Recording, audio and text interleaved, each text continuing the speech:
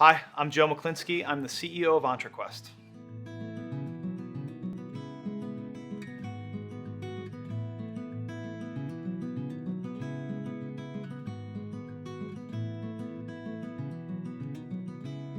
What's great about just, civilization and philosophy and history is that it can teach us a lot. I mean, there was a day where depending on what family you were born into really dictated your future and your life, your expectancy, your prosperity. And if you fast forward, those thousands of years to the last 200 years, this country, America, really, I think, blazed the trail of meritocracy, and that there's a glass ceiling, but you can bust through it with hard work and perseverance and sweat and blood and tears and all those things that, make the Rocky movies fun to watch.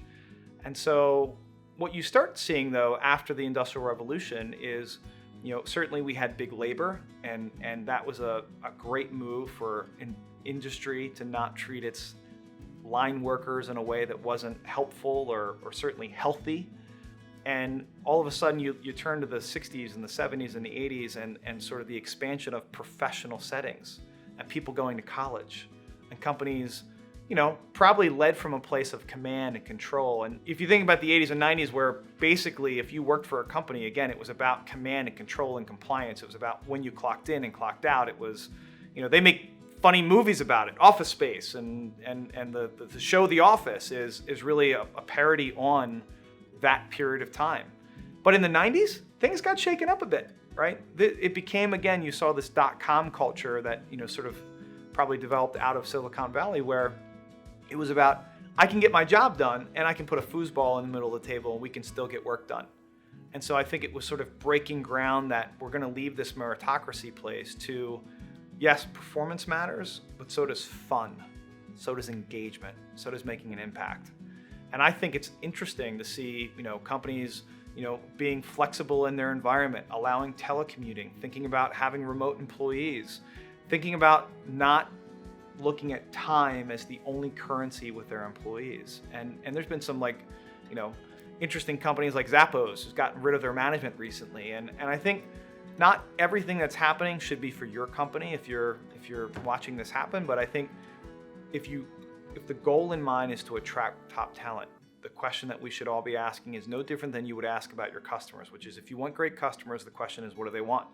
Well, right now, top talent wants more than just money. They want more than just a great vacation plan.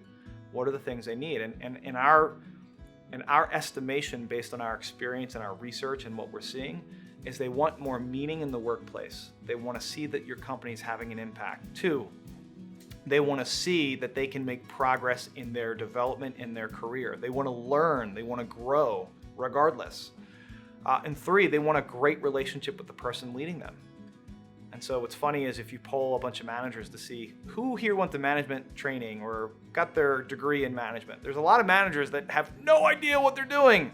They were great players, but not necessarily great coaches. I mean, if Michael Jordan couldn't pull it off, why does everybody else is so laissez-faire about taking the responsibility of people's professional careers? And so I find that interesting, and you can see a lot of companies struggling with emerging leadership programs or leadership development programs. And not that there's a magic bullet or a silver bullet for this, but really taking it seriously, that developing that mid-layer of management and leadership in your company is, I think, a really important factor in growth.